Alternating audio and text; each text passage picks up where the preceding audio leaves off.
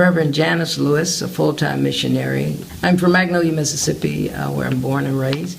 For the last 8 years, I've been living in East Africa, Nairobi, Kenya, where I develop programs for orphans and widows. Many of my widows and some of my children, orphans, are diagnosed with AIDS and have had a diagnosis for many, many years. One of my projects in Machakos, Kenya, is where I have 54 widows and 4 widowers. About 4 years ago, we did a medical camp where I invited a missionary that's serving in East Africa, who is from Chicago, Illinois. I also invited a medical doctor, young medical doctor in Kenya, general practitioner, and I invited a dentist. And what we wanted to do was to check and examine them for some of the diseases they have. My widows range in age from 47 to 97. So we wanted to just do an exam to check them, and one of the exams was an AIDS test. We did the exam and we took the test, and out of my 54, we had 12 that were diagnosed with AIDS. So at that time, I drove them from the village into Machakos town so that they could start the treatment. It was a long process, day-long process, where we stayed in the clinic because the clinics were really full at that time of people that were diagnosed with AIDS. So after about 3 months, I drove them each month back and forth to the clinic to pick up their meds. And now there's a van that goes into each village in East Africa. They take the antiviral drugs. So many of my widows that have AIDS, majority of them that have AIDS, they're actually stronger than the widows that do not have AIDS. It's a kind of interesting concept how these look so much better and so much stronger, but it's because of the medication that's in the antiviral drugs. They're never sick. They are very strong. They work every day, from making bricks to building our houses to dealing with the planting of our crops, working in the store, but they work every day, and they're very, very happy. We have not had one death from AIDS. And there are areas where they do not take the antiviral drugs because some of the people believe that it's a setup and they're going to give them something to kill them. In some areas where it's very remote, where you can't even get in with the car, you have to walk in, I know that medication, I've been told, it's dropped from planes. I'm not sure who drops it. I don't know if it's the Kenya government or UN, I don't know. But they do bring medication into really remote areas. It's a major concern getting access to the medication, but many people that have it, their loved ones will walk for days so that by the time the medicine is finished, they've already walked to wherever they get it from the clinics. What happens in one of my villages, it's called wife inheritance, and it's been there for hundreds of years. When a brother dies, the wife marries his brother so that they can be taken care of.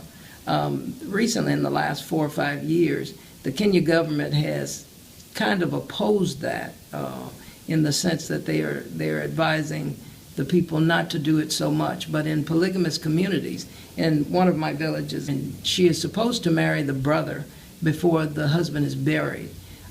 So what happens, she marries the brother, the husband died of AIDS, and they don't believe in condoms. They believe that abortion starts with the condom in this village. So what happens is she marries him, she gives him AIDS, and if it's a polygamous marriage, he may have 10 or 15 wives. So now he spreads it to the other wives. The wives then have children, and it's just a cycle where it happens. So this has been going on for a long, long time. But now some of the wives, they immediately, when the husband dies, I've been told that they will leave the home with their children even before announcing that he has died, so that they can go in hiding. They can move away so they will not have to marry the brother. We had a number of children in 2006 before the antiviral drugs were brought into the country. They basically just feed them something called porridge. It's just like flour and water, and they just are lying there day in and day out. And oftentimes the witch doctor will come in and pray over them, or put some type of oil or powder or something look like charcoal on them to try to heal them, but they eventually died. And that was 2006 to 2008. Many of them were dying, but now, like I said, with the antiviral drugs, they're not. But there was not much they could do rather than just keep the child comfortable.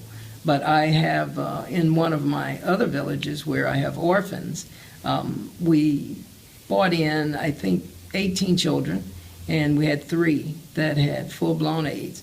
And, well, they had been told they had full-blown AIDS by one of the doctors, and they're little witch doctors. They have no medical training, but they were doctors in the village that did some type of test. I don't remember what type of test it was.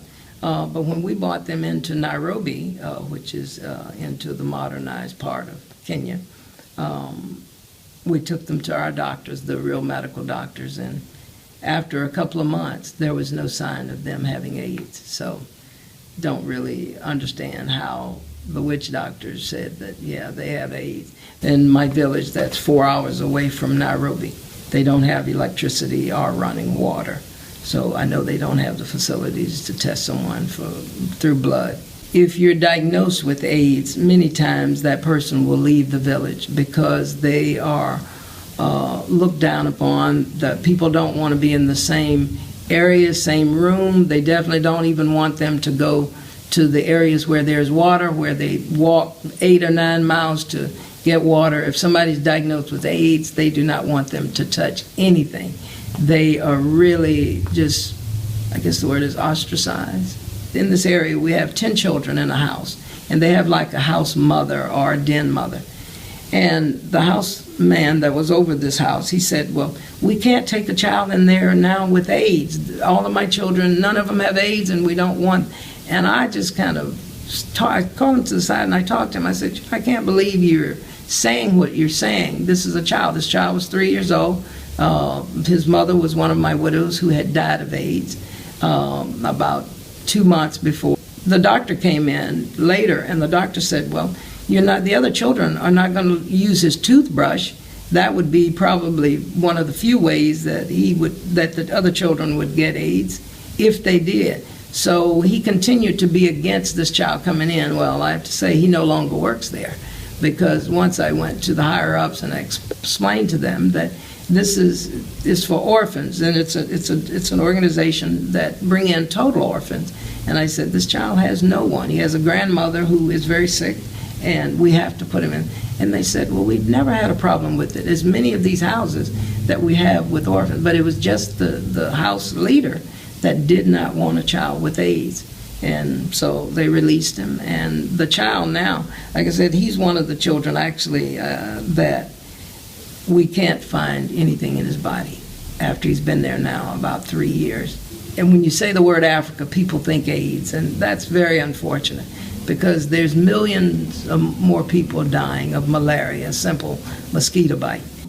Something that America could do to help with the AIDS epidemic per se that is in Africa, I think they should continue to give money for antiviral drugs, because once the person gets the drugs, they seem to do very, very well. Their lifespan is just indefinite.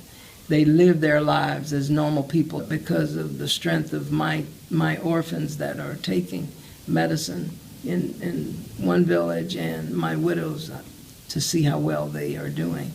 It has made the difference in their lives completely. And they're doing very well. They're very strong, the children that have AIDS.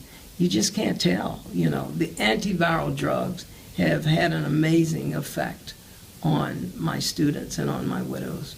So I'm very grateful for America putting that money in to to Africa. But I just wish the stigma for Americans would go away. But if you say Africa, they think AIDS, and that is so terrible, and it's so not true. So I pray that one day people will be more educated and realize that with medicine working, it's making a difference in many people's lives.